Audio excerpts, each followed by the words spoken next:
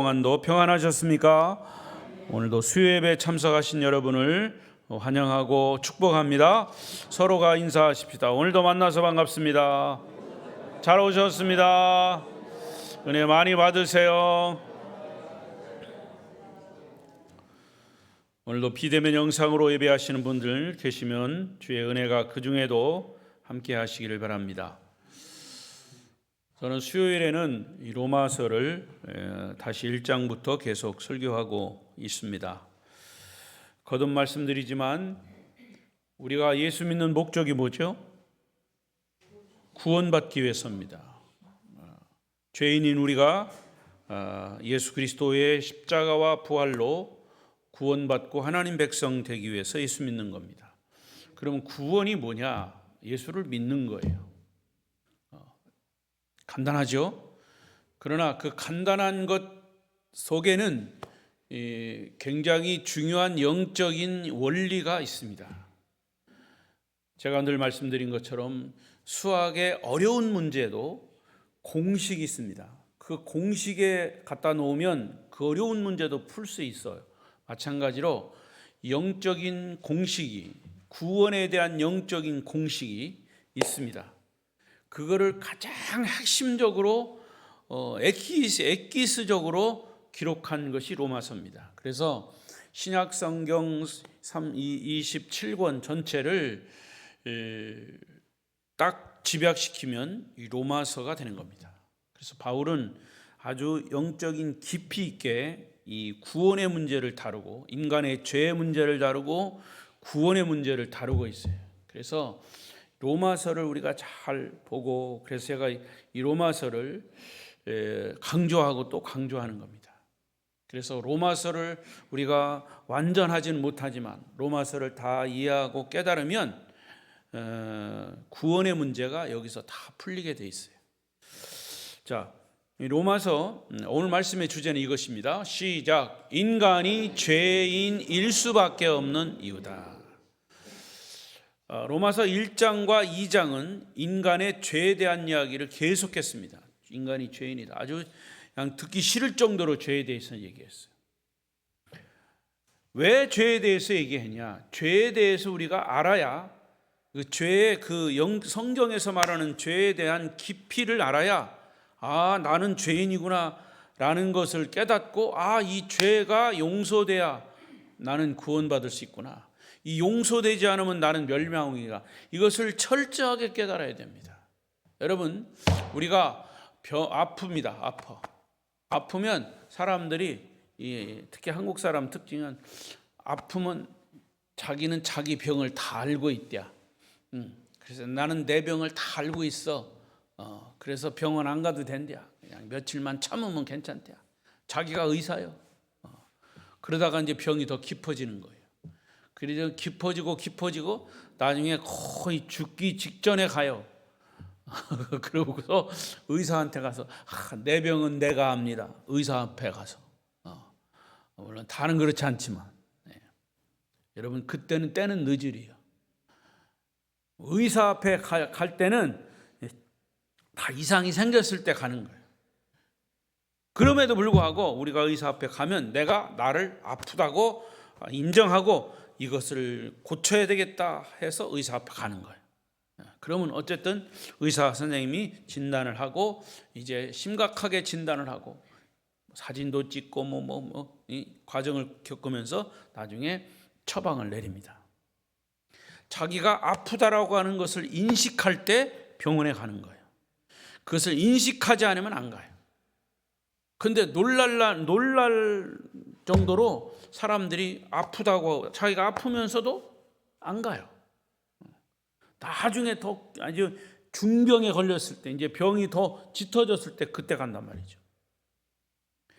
여러분, 영적인 것도 마찬가지예요. 내가 죄인이라고 하는 사실을 알아야, 깊이 알아야, 그것을 터치해야, 인식해서 이 죄는 용서받아야, 용서받지 않으면 나는 죽는구나, 이것을 깨달을 때 이 구원이 이루어지는 거죠. 그래서 로마서 1장, 2장은 계속 인간의 죄에 대한 이야기가 가득합니다. 그리고 이제 3장으로 넘어왔어요. 이제 바울은 로마서 3장에서 유대인도 죄인이요, 헬라인도 죄인이요, 로마인도 죄인이요, 유대인도 선민도 죄인이요, 이방인도 죄인이라는 것을 계속 얘기했어요. 그리고 이것을 다 총망라해서 죄에 대한 결론을 딱 내리고 있습니다. 그게 3장 9절입니다. 9절 읽겠습니다. 9절 3장 9절 시작. 그러면 어떠하냐? 우리는 나으냐? 결코 아니라 유대인이나 헬라인이나 다 죄 아래에 있다고 우리가 이미 선언하였다. 보세요. 유대인은 선민이고요, 헬라인은 이방인을 대표하는 자예요. 그러니까 유대인이나 선민이나 이방인이나 다 죄 아래 있다고 누가 선언했다고요? 우리가. 이 말은 이제 말씀을 통해서 보니까 우리가 죄인이구나 라는 것을 선언했다는 거죠. 깨달았다는 거죠. 내가 병자구나 라고 하는 것을 깨달을 때 의사 앞에 가는 거예요. 내가 죄인이구나 하는 것 사실을 깨달을 때 십자가 앞에 나오는 거죠. 그래서 인간은 모두 죄 아래에 있다는 것을 여기서 선언하는데, 바울 사도가 로마서 3장에서 이렇게 결론을 내리게 된 것은 인간 이 두 가지 측면에서 설명하고 있어요. 첫째는 바울은 인간이 죄인이 아니라는 말은 어떤 이론으로도 성립할 수 없다. 여기 있네요. 시작. 바울은 인간이, 이거 잘못 썼어요. 빠졌어요. 인간이 죄인이 아니라는 말은 어떤 이론으로도 성립될 수 없다. 우리가 사람들을 만나서 전도할 때 그들을 보고 죄인이라고 하는 말을 하면 듣기 싫어합니다. 그래서 사실 지혜롭게 해야 돼요. 당신 죄인이니까 죽으면 지옥 가, 천국 가야 돼. 그 말은 맞아요. 근데 무조건 느닷없이 당신 죄인이다 그러면 뺨 맞아요. 그러니까 전도도 잘해야 돼. 이 성경에서 말하는 죄라고 하는 것과 우리가 일반적으로 생각하는 도덕적이고 윤리적인 죄는 조금 다르죠. 성경에서 말하는 죄는 뭐야? 예수 믿지 않는 게 죄란 말이죠. 이 죄인이라고 하는 말 자체가 그 사람의 자존심을 상하게 하기 때문이죠. 그런데 어느 신학자는 말하기를 거룩한 죄인의 자존심이다, 이런 말을 썼어요. 인간은 거룩한 죄인이야. 그래서 자존심이 있어요. 죄인이라고 하면 싫어한단 말이죠. 로마서 2장에서 사도 바울은 유대인의 죄를 고발할 때 나는 하나님의 선택받은 민족이고 종교적이고 도덕적인 사람이라고 자부하고 있던 유대인의 죄악을 적나라하게 다 드러냈어요. 그래서 고발하고 있을 때 유대인들의 감정이 어땠었겠냐? 유대인들이 느꼈던 심정이 아마도 믿지 않는 사람들에게 죄인이다고 얘기했을 때 내가 왜 죄인이냐라고 반발하는 심정과 똑같았을 것이다. 유대인들은 이방인들과 똑같이 죄인 취급당하는 것을 정말 싫어합니다. 오늘 로마서 3장 서두에서 유대인들이 죄인 취급당하는 것을 항변하는 그들의 항의를 듣게 되죠. 바울은 이것을 일종의 가상적 변론이다 얘기합니다. 그래서 바울은 유대인들에게 죄인임을 지적했을 때 그들은 이방인과 똑같은 죄인일 수 없다고 항변합니다. 그들의 첫 번째 항변은 뭐냐? 유대인들이 가지고 있던 신앙적인 특권.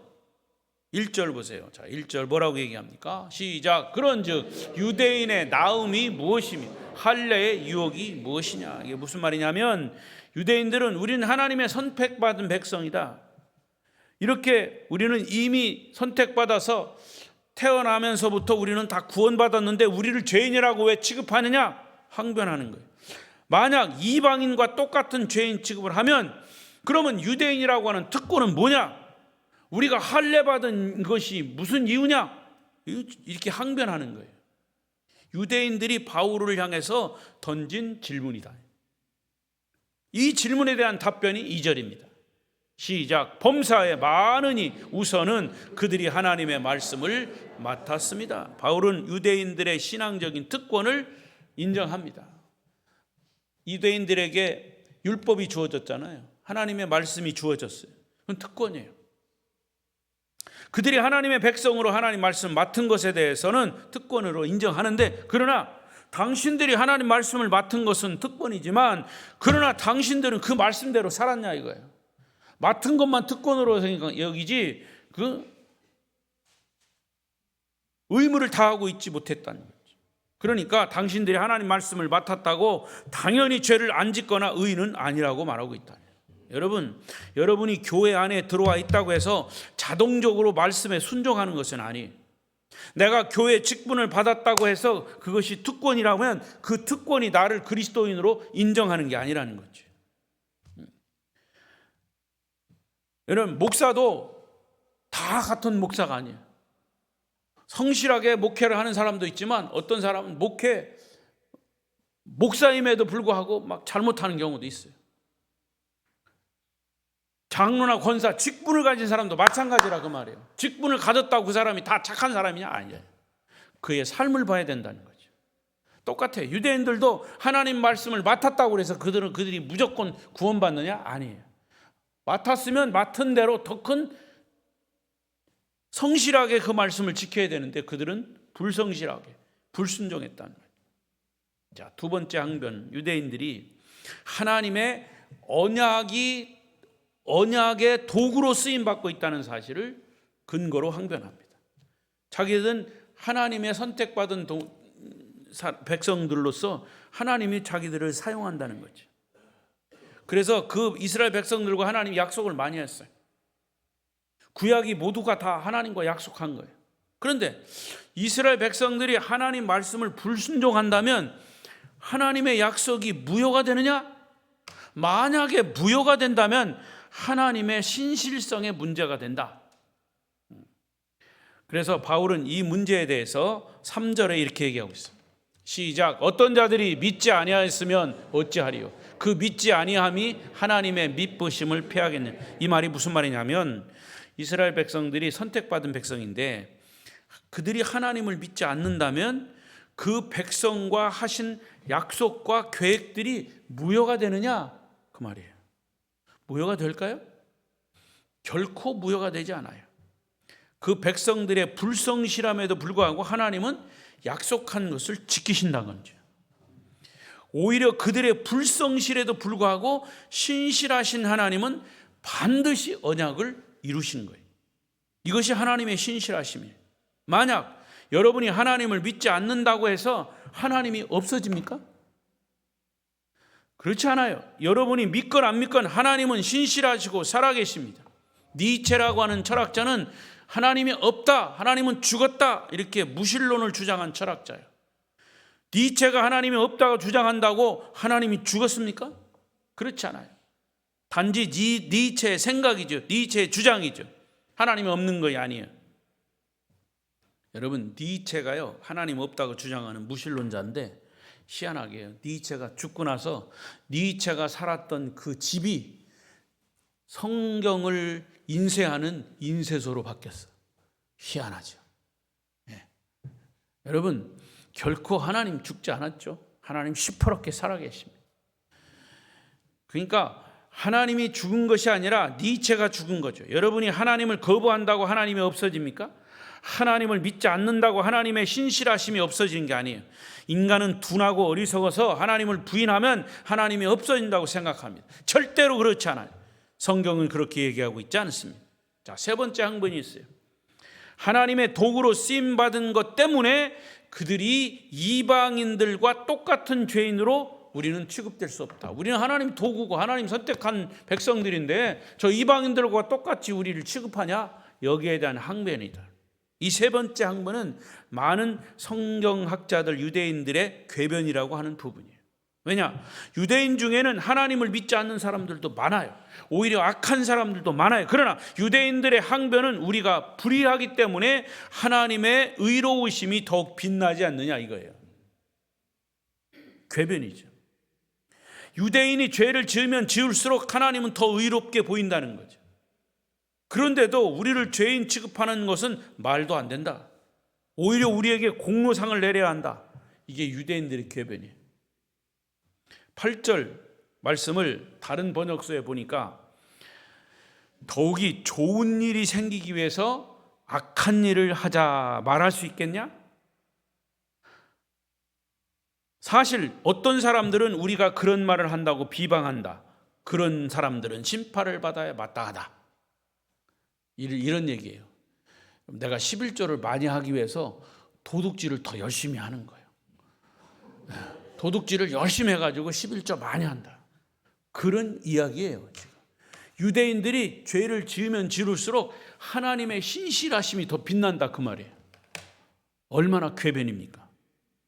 적반하장이죠.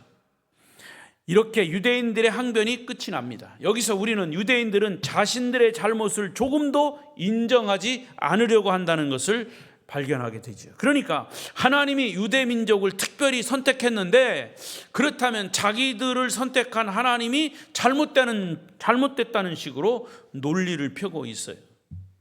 여러분, 인간이 한 번 죄에 빠져서 회개하지 않을 때는 세 단계가 있습니다. 처음에는 죄를 범해요. 두 번째는 회개하지 않는 거예요. 죄에 대해. 그리고 세 번째는 그 죄에 대해서 회개하지 않을 뿐만 아니라 그 죄를 정당화시킵니다. 그래서 제가 말씀드렸잖아요. 거짓말을 하는 사람은요, 한 번 거짓말을 하면 그것을 합리화시키기 위해서 20개의 거짓말을 보태요. 그래서 나중에는 그게 헷갈리는 거예요. 그게 진실로 바뀌는 거죠. 이런 점에서 볼 때 유대인들은 악해질 대로 악해진 사람들임을 알 수 있어요. 이것이 유대인만의 모습이냐? 아니에요. 이방인인 우리들의 모습이에요. 자기의 죄를 정당화하려는 것은 예수 믿는 사람들도 마찬가지다 그 말이에요. 이 시간 여러분의 신앙을 진단해 보시기 바랍니다. 유대인들처럼 자신의 죄를 정당화하려는 그런 습관을 우리 스스로도 갖고 있지 않는가? 예를 들어서 예수님을 은 30에 팔았던 가룟 유다에 대해서 사람들이 얘기합니다. 예수가 인류를 구원하려면 십자가에 못 박혀 죽어야 하는데 그러면 그 예수를 누군가가 팔아야 됐다. 그런데 아무도 나서지 않으니까 가룟 유다가 생각도 못해서 자기가 희생양이 되어 예수를 팔았다는 거지. 오히려 왜 그런 위대한 짓을 했는데 가룟 유다를 왜 욕하느냐고요. 가룟 유다 상 줘야지. 이게 궤변이에요. 유대인들의 궤변이에요. 만약에 이런 생각을 하는 사람들이 있다면 유대인의 궤변을 늘어놓는 사람이다. 두 번째, 에덴 동산의 선악과에 대해서 왜 하나님이 선악과를 만들어 놓고 뱀의 유혹을 받게 하냐? 그 결과를 힘없는 인간에게 뒤집어 씌우는 것은 잘못된 거다. 아예 선악과를 안 만들어 놨으면 됐지 않냐? 역시 그 사람도 유대인의 악함이 숨어 있는 사람, 잘 모르고 그러는 거죠. 여러분, 길게 얘기하지 않겠습니다. 선악과를 만들어 놓은 것은 우리 인간의 인격과 하나님의 인격과의 만남 속에서 우리의 인격을 하나님이 존중하기 위해서 그게 룰을 정해놓고, 야, 너와 나와 약속이다. 내가 약속한 거 너 그거 지켜야 된다. 이게 인격과 인격의 약속이었어요. 근데 그 인간은 그것을 불순종해 버렸잖아요. 거기서 죄가 온 거죠. 세 번째 또 하나 있습니다. 하나님은 사랑이시다. 아니, 하나님이 무한한 사랑을 가지신 분이라면 모든 인간을 무조건 구원해야 마땅하지 왜 믿는 자만 구원하냐? 째째하게 믿기만 하면 구원받는다고 하는데 왜 또 순종을 하라고 하냐? 그러면 행위 구원에 빠지지. 이렇게 악한 세상에서 어떻게 성경대로 다 살 수 있냐? 합리화를 시키는 거예요. 여러분, 자기 생각을 은근히 합리화시키고 있다면 그 생각 자체가 유대인의 근성이 있다는 것을 우리가 인정해야 합니다. 진정한 신자는 하나님 앞에서 자기를 변명하지 않습니다. 자기 합리화를 절대로 하지 않습니다. 서로 억울하고 고통스러운 일을 당해도 다른 변명하지 않습니다. 하나님 옳습니다. 하나님은 신실하신 분입니다. 하나님의 말씀이 옳지 않은 것이 없습니다. 내가 잘못했습니다. 나는 죄인입니다. 죽어도 아멘은 안 하는구만. 나는 죄인입니다. 할렐루야. 나는 죄인입니다. 이렇게 겸손하게 무릎 꿇는 사람이 진짜 신자라 그 말이에요. 모든 사람은 죄 아래 있다 그랬어요. 죄 아래 있다. 성경의 판단, 하나님의 선언 앞에 아무도 예외가 없습니다. 지금 여러분의 신앙 상태를 진단해 보십시오. 스스로가 죄인이라고 하는 인식과 인정을 하지 않으면 절대로 예수 그리스도의 십자가와 부활을 경험할 수 없습니다. 자기 자신이 죄인이라는 진정한 고백과 회개가 있어야만 구원자이신 우리 주님을 만날 수가 있는 겁니다. 내가 진짜 병든 자다 라고 하는 사람만이 의사를 만날 수가 있어요. 나를 고칠 수 있는 의사를 만날 수 있는 거예요. 내가 죄인이라고 하는 것을 인식하지 않고 있는 사람은 예수님을 만날 수가 없어요. 왜? 예수님은 그 죄를 용서하신 분이기 때문에. 할렐루야. 크게 두 번째, 바울은 인간이 죄인일 수밖에 없는 이유를 인간 존재 그 자체가 죄인임을 드러내기 때문이다.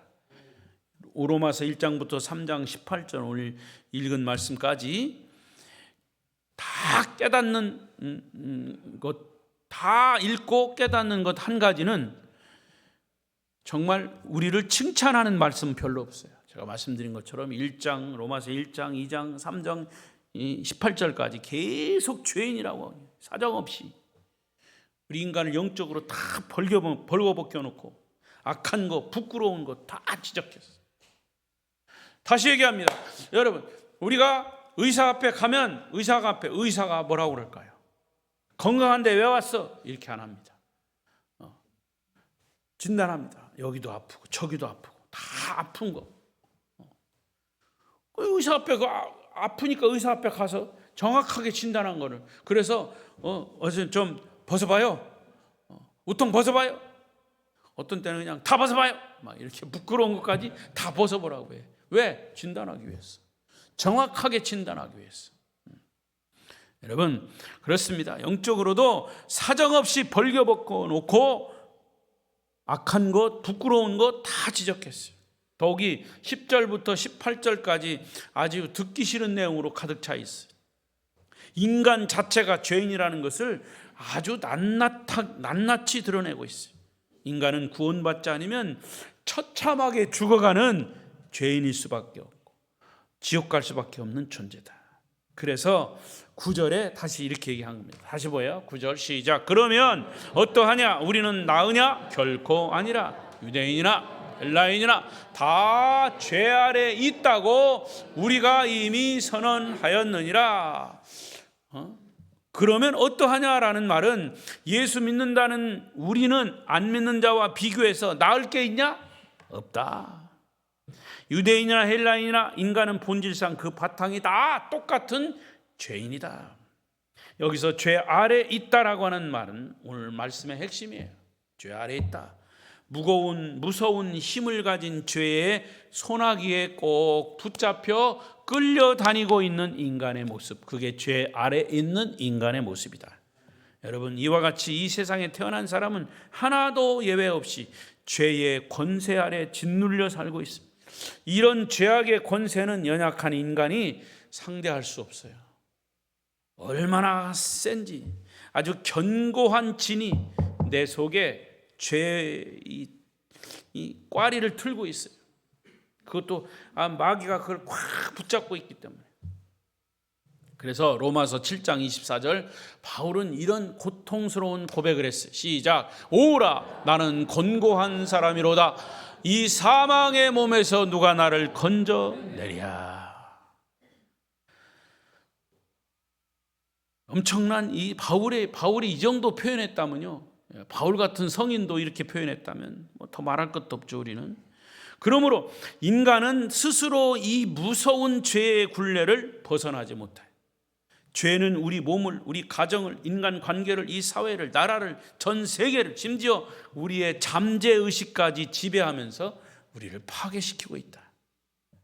이런 잔혹한 죄의 발밑에 짓밟힌 인간이 얼마나 처절하고 악하냐를 바울이 구약 성경에 있는 내용을 다 인용하면서 10절부터 18절까지 말씀하고 있어요. 그래서 좀 더 세세하게 구분을 해보면 11절, 오늘 본문 11절부터 12절은 인간의 아주 무능한 존재다. 인간은 무능한 존재다. 또 13절부터 15절까지는 인간은 아주 부패한 존재다. 무능한 존재, 부패한 존재. 기분 나빠요? 무능하고 부패하다 그러니까? 아니야, 또 있어. 16절부터 18절까지. 인간은 아주 그래서 절망적 존재다. 여러분, 인간은 무능한 존재예요. 부패한 존재예요. 절망적 존재. 그리고 10절에서 뭐라고 얘기합니까? 인간 중에는 의인은 없나니 하나도 없다. 그러고서 11절부터 12절까지 또 18절까지 쭉 설명하고 있어요. 자, 그러면 인간은 아주 무능한 존재다. 11절 보자. 11절.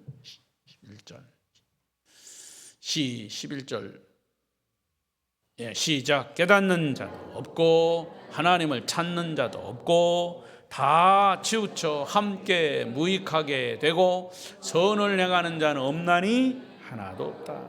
인간이 어느 정도 무능하냐면 자기가 선한 데가 하나도 없다는 것을 스스로 못 깨닫는 거예요. 선한 것도 없고 악한 것도 없다. 선한 것을 스스로 깨닫지도, 뭐가 선한지도 모른다는 거죠.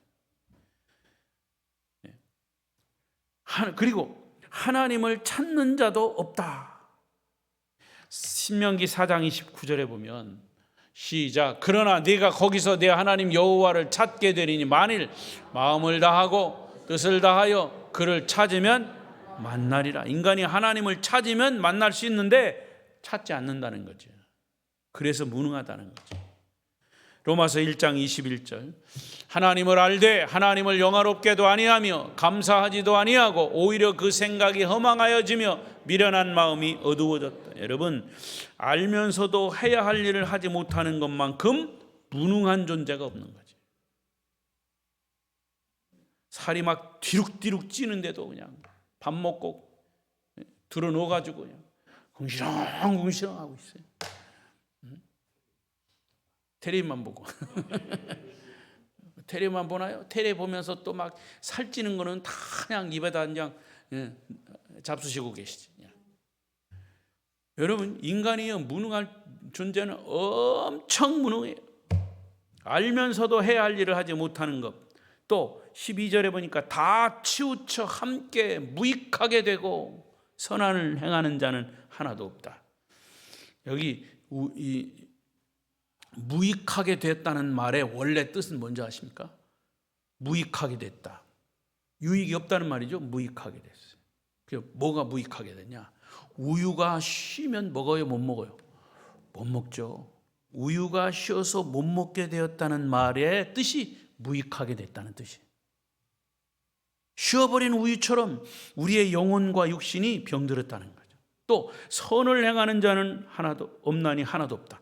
하나님이 인간의 구석구석을 다 살펴봐도 하나님 뜻에 맞는 선이 뭐냐? 남 도와주고 뭐 구제하고 이런 게 선이 아니고 하나님의 뜻에 따라서 행하는 것이 선이에요. 그런데 하나님의 뜻에 맞는 선을 행하는 자는 없다는 말이죠. 이만큼 사람은 하나님 앞에서 철저하게 무능한 자가 됐다. 하나님께 나아갈 수 있는 자유는 있지만 하나님을 찾는 능력이 없는 거예요. 마치 날개 부러진 새처럼. 날개 부러진 새는 자유는 있지만 날 수가 없는 거죠. 이런 모습이 영적으로 무능해진 인간의 모습이다.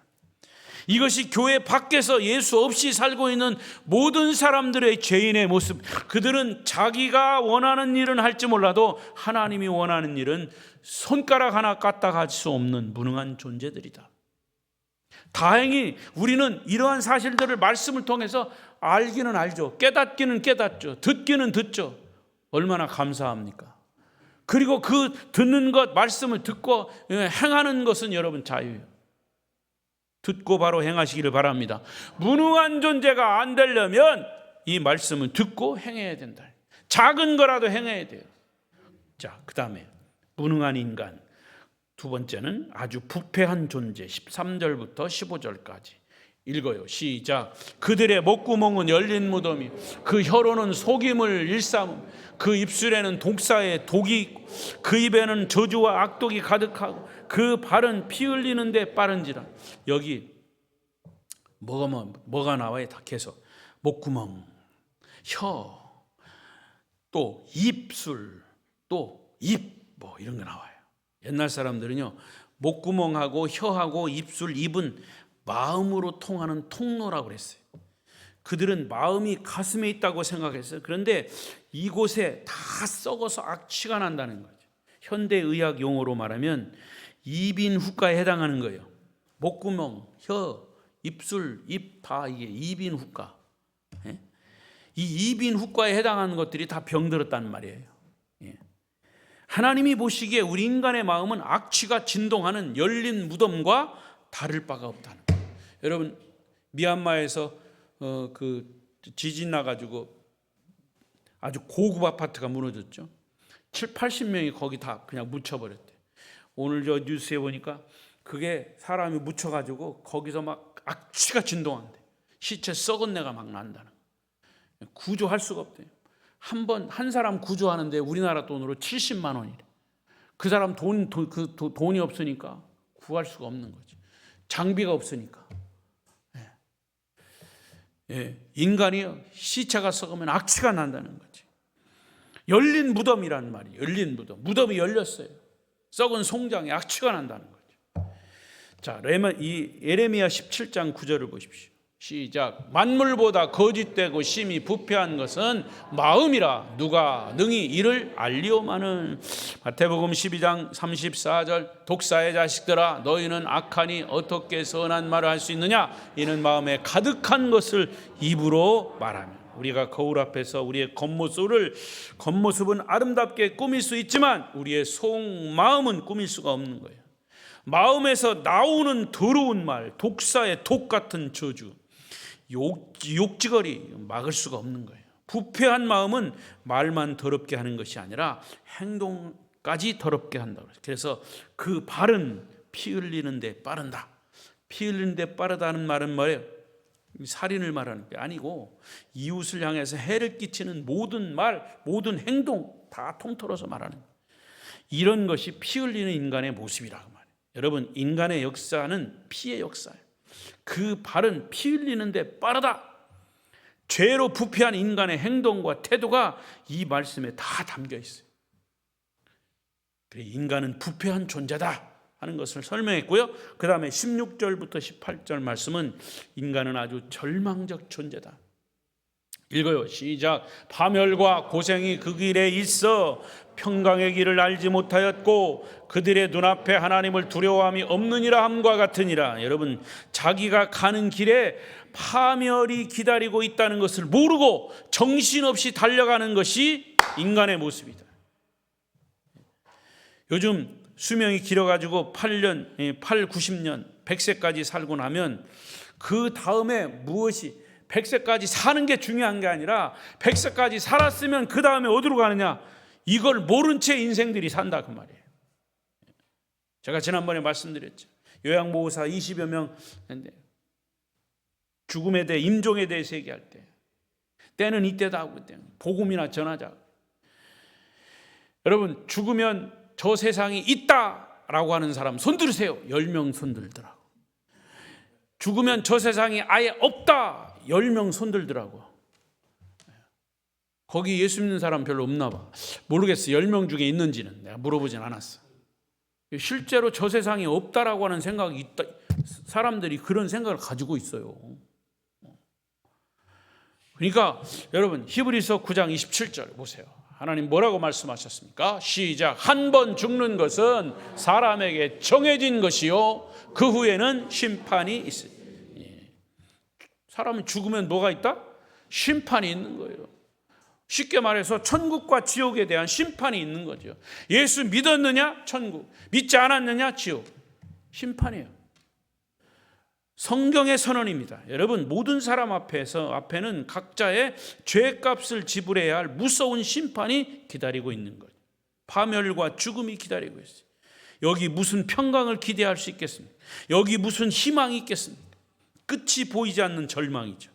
그러나 더 기막힌 절망이 있는데, 그것은 자신의 운명이 절망이라고 하는 사실을 알지 못하는 인간의 무지함. 저 세상에 없다라고 하는 것, 분명히 있는데도 없다라고 하는 것, 무지함이죠. 절망이죠. 여러분, 자기가 병자인데도 나는 병이 안 걸렸다라고 하는 사람처럼 무지한 사람이 없는 거예요. 이것만큼 무서운 절망은 없는 거예요. 하나님을 두려워하지 않는 거죠. 그래서 18절에 뭐라고 그랬습니까? 마지막에 18절, 그들의 눈앞에 하나님을 두려워함이 없느니라. 하나님을 두려워해야 할 작은 소망이라, 우리는 하나님을 두려워하는 그런 작은 소망이라도 있지. 그런데 하나님을 향해서 눈을 치켜뜨고 하나님 우습게 여기니까 이게 얼마나 절망적인 존재냐.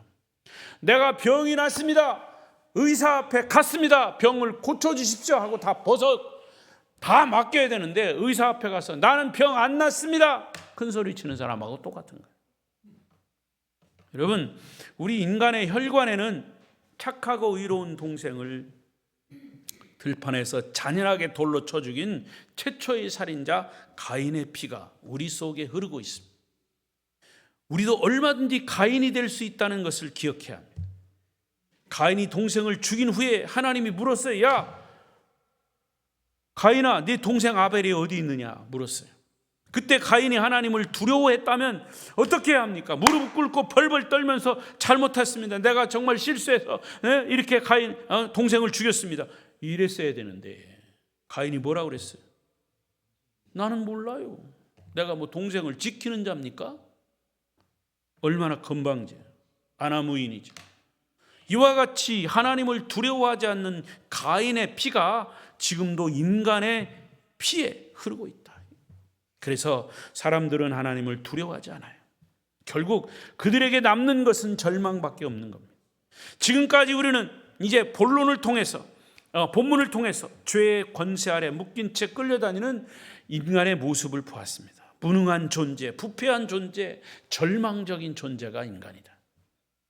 여러분, 이것은 바울의 이야기가 아니에요. 제가 지금 침을 막 토해가면서 설교하는 박 목사의 주장도 아닙니다. 이것은 하나님의 주장 같은 말씀이에요. 바울은 이것이 하나님의 말씀이라고 하는 점을 확인하기 위해서 구약 성경을 인용하고 있는 거예요. 구약 성경을 인용하고 있어요. 그게 10절부터 19절까지 구약 성경의 말씀이 거기 다 나오는 거예요. 다시 9절을 보겠습니다. 시작. 9절. 그러면 어떠하냐? 우리는 나으냐? 결코 아니라. 유대인이나 헬라인이나 다 죄 아래에 있다고 우리가 이미 선언하였느니라. 하나님의 선언이다. 우리가 선언한 것이 하나님의 선언이에요. 하나님의 선언을, 죄를 다 알고 나니까 우리가 인정하는 거지. 의사 앞에 가니까 나는 병에 안 걸렸다고 큰 소리 쳤는데 의사가 진단해 보니까 당신 병자요, 선언한 거예요. 고쳐야 돼, 병원에 입원해야 돼, 수술해야 돼. 수술 안 하면 죽어. 그거예요. 우리가 죄인이라는 사실을 깨닫고 하나님 앞에 서야 된다는 거죠. 말씀을 맺겠습니다. 우리가 예수를 바로 알고 올바른 삶을 살려면 첫 번째 단계를 잘 통과해야 돼. 제가 로마서 설교를 시작할 때 말씀드린 것처럼 자기 자신의 정체성, 나는 주님 앞에 죄인입니다. 따라하십시다. 주여, 큰 소리로 주여, 나는 죄인입니다 라고 하는 성경의 가르침을 받아들이는 것입니다. 나는 영적으로 병든 자입니다.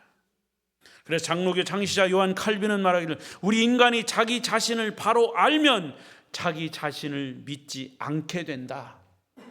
나 자신을 바로 알면 나를 안 믿고 예수를 믿게 된다, 그 말이에요. 결국 자기 자신이 죄인이라는 사실을 알면 죄인을 구원할 자를 찾는 거예요. 죄인을 구원할 자는 예수밖에 없어요. 자기를 포기할 정도로 자기 자신이 죄인임을 정확하게 아는 것이 예수를 믿는 첫 번째 단계입니다. 제가 목회하면서 경험적으로 깨달은 것은 사람들이 자신이 죄인이라는 것을 인정하지 않는다는 거죠. 스스로 죄인임을 깨닫는 것이 그렇게 힘든 거예요. 자기의 정체성을. 그래서 교회 안에서도 자기 자존심만 내세우는 거예요. 여러분, 우리가 죄인인 것을 깨달으면 해결 안 될 게 없어요. 제가 부족해서 그렇습니다. 저의 부족이죠. 죄인입니다. 그러면 문제는 다 해결되는 거예요. 그리고 말씀 앞에 서면 되는 거예요. 바리새인들이 그랬어요. 평생 자기가 죄인인 줄 모르고 살다가 죽은 자들이에요. 자기가 소경인들도 모른 채 어두운 밤거리를 헤매다 망하는 자들, 바리새인들. 여러분, 우리도 잘못하면 그렇게 될 수 있어요. 심지어 교회를 다녀도 그렇게 될 위험성이 있다라는 사실. 그래서 계속 말씀을 보고. 여러분, 제가 이제 목회를 마무리하면서 여러분들에게 목회 마지막 45년 마무리하면서 이 로마서를 계속 2번 설교하고 있어요. 뭐 어떻게 생각하실지 모르지만 이 창세기하고 지금 요한복음은 은혜에 대한 말씀이고요. 로마서는 구원에 대한 말씀이에요. 구원받은 자의 은혜 받은 자의 구원받은 자로서의 삶. 여러분, 신앙생활은 그게 결론입니다. 이게 안타까워서 계속 얘기하는 거예요. 성 어거스틴은 이런 말을 했어요. 세상에는 두 종류의 죄인이 있다. 두 종류의 죄인. 하나는 내가 죄인이라고 고백하는 죄인이 있고, 또 하나의 죄인은 내가 의인이라고 고백하는 죄인이 있다. 여러분, 입으로는 죄인 하지만 마음으로는 자기가 죄인이라는 것을 인정하고 싶지 않은 것이 인간이에요. 그러나 자신이 하나님 앞에서 정말 죄인이라는 사실을 뼈저리게 느끼고 겸손하게 나아가는 자가 은혜 받은 자입니다. 그리스도의 십자가의 사랑이 뼈저리게 느껴져야 합니다. 우리가 자기 자신에게 철저하게 절망해야 그때 비로소 하나님의 구원의 손을 우리가 기다리는 거죠. 자기에게 대해서 절망하는 자리에 떨어져야 하나님이 그를 모든 죄악에서 고통에서 건지셨다는 것을 믿게 되는 것이죠. 우리는 자기 자신을 보는 눈이 열려야 합니다. 영적 눈이 열려야 합니다. 다 같이 눈을 감으십시다. 육신의 눈을 감으시고 영적인 눈을 떠보십시오. 영적인 눈을 열어달라고 기도하실 텐데 제 말을 잠깐 눈 감고 들으십시오. 주님, 나는 지옥 갈 죄인입니다. 이 시간 말씀을 듣고 보니까 저는 마음으로 하나님을 거부하고 믿지 않은 사람 중에 하나였습니다. 때로는 하나님을 원망했고, 때로는 고난이 올 때 하나님을 떠나려고도 했습니다. 때로는 하나님이 내 삶의 주인이 되시는 것이 너무 부담스러워서 하나님이 안 보시는 곳으로 가서 살고 싶은 적도 있었습니다. 그러나 하나님은 나를 끝까지 찾아오셨습니다. 내 마음을 두드리시고 내 안에 오셨습니다. 그것이 주님의 사랑인 것을 깨달았습니다.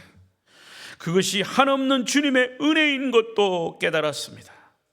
이제 주님의 도움이 없이는 우리가 살 수 없습니다. 주님의 은혜가 아니면 살 수 없습니다. 죄인은 저를 용서해 주시소. 나를 찾아주신 것 감사합니다. 이제 주님 말씀에 순종하며 살겠습니다.